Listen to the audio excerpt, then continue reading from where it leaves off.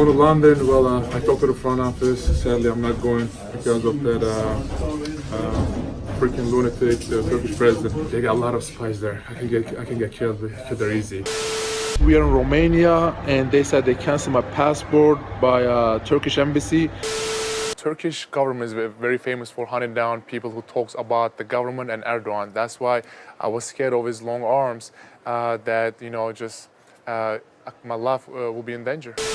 You know, they've been holding us here for hours by these two police. Enes Kanter has been beefing with Erdogan, the dictator of Turkey, and now it has led to a camp shutdown. In a tweet, the Islamic Center of Long Island wrote, "Due to unforeseen circumstances, we are postponing the food fest and the basketball clinic with Enes Kanter at Islamic Center of Long Island." The reason?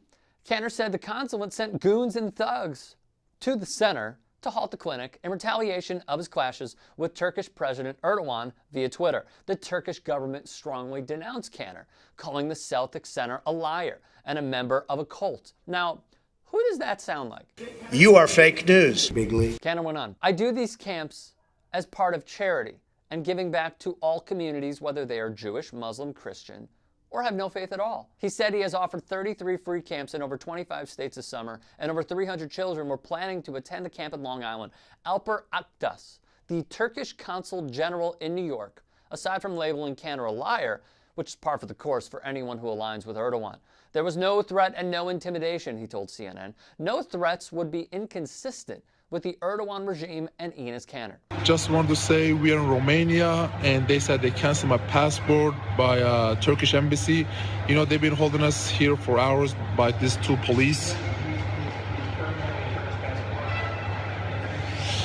You know, because the reason behind it is just, of course, my political views, and the guy who did it is, you know, the Recep Tayyip Erdogan, the president of Turkey. Kanter has had his passport revoked for simply speaking out against the atrocities and injustices under Erdogan's reign in his native Turkey. In 2017, Kanter's dad was arrested, per Enes's tweet. And guess what? The people of Turkey had no clue, because Kanter's social media is blocked in the country, along with Twitter, Instagram, and Facebook being blocked as a whole. The reason? Social media spreads awareness of how terrible the regime is. Now, here in Hong Kong, at least 2 people are in serious condition after violent protests ran into the night.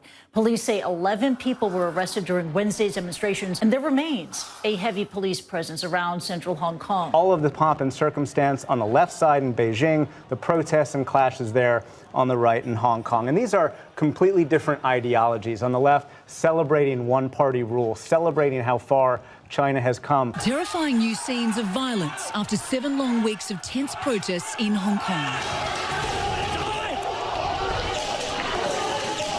Men dressed in white attack in unison, bludgeoning anti-government campaigners as they return from another bitter demonstration. There's no doubt China's rule under leader Xi Jinping has been brutal and autocratic. However, one athlete continues to speak out. When someone says Hong Kong to me, the very first thing I think of is the people, the brave Hong Kongers, standing up against China's dictatorship. That being NBA big man Enes Kanter, who's played for the Utah Jazz, Oklahoma City Thunder, New York Knicks, Portland Trailblazers, and Boston Celtics. Enacted by Beijing, the national security law is sending generations of Hong Kongers to jail simply for exercising their basic rights to freedom of assembly, freedom of speech, and freedom of expression. His criticisms didn't stop there. Over the last few years, the mass incarceration of more than 1 million Uyghurs and Kazakhs by the Chinese government has led to international outrage. The inhumane treatment of Uyghur Muslims and the testimony of survivors sheds light on what China is doing, so Kanter spoke out. The Chinese government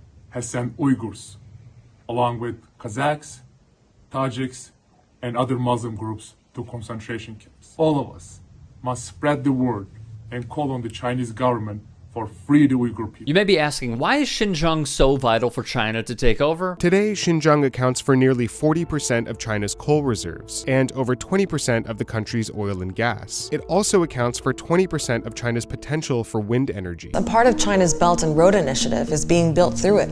It's a multi-billion-dollar network of highways and railways to connect China to Europe and beyond. This is what it's about: control. They are, it appears to many on the global stage, making Uyghurs disappear. They claim these people are dangerous, when really it's all about extrapolating resources. My message to the Chinese government is free Tibet. Under the Chinese government's brutal rule, Tibetan people's basic rights and freedoms are non-existent. Kanter continued on, speaking out about Tibet. Per CNN, Tibet is an internationally recognized region within the People's Republic of China, though many Tibetans dispute the legitimacy of Beijing's governance. The spiritual leader of Tibet, the Dalai Lama, has been living in exile since a failed uprising against Chinese rule in 1959. Since then, Beijing's control of Tibet has only tightened. So in regards to Kanter, China was, in one word, pissed. Developing this morning, China pulling the broadcast of the Boston Celtics season opening game after center Enes Kanter criticized Beijing for its treatment of Tibet and called President Xi a dictator. So the NBA's digital streaming partner in China, Tencent, pulled the broadcast of the Celtics game. They no longer list them as available to stream. Searches for Kanter are blocked on China's Twitter-like social medium.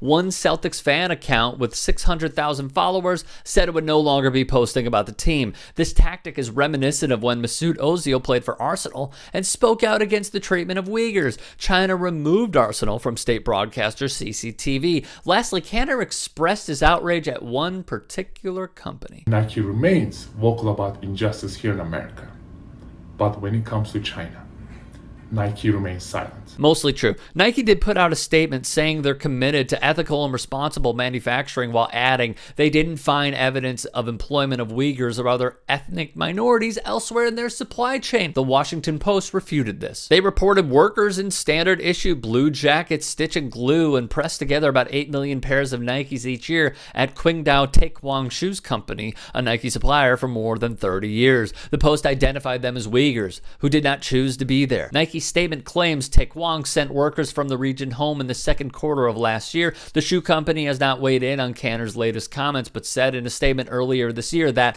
it does not source products from the Xinjiang Uyghur Autonomous Region, and we have confirmed with our contract suppliers that they are not using textiles or spun yarn from the region. Per the Australian Strategic Policy Institute, Nike was one of 83 identified companies as allegedly directly or indirectly benefiting from the use of Uyghur workers through potentially abusive labor transfer programs. Lest we forget, Nike, along with plenty other companies, lobbied to weaken a bill that would ban imported goods made with forced labor in China's Xinjiang region. According to congressional staff members and other people familiar with the matter, reported the Times. Lobbyists fought to water down some of its provisions, the outlet added. The U.S. Senate unanimously passed the Uyghur Forced Labor Prevention Act in July. If passed by the House of Reps and signed into law by Joe Biden, it would ensure that goods made with forced labor in China's Xinjiang Uyghur Autonomous Region do not enter the U.S. market, and it imposes sanctions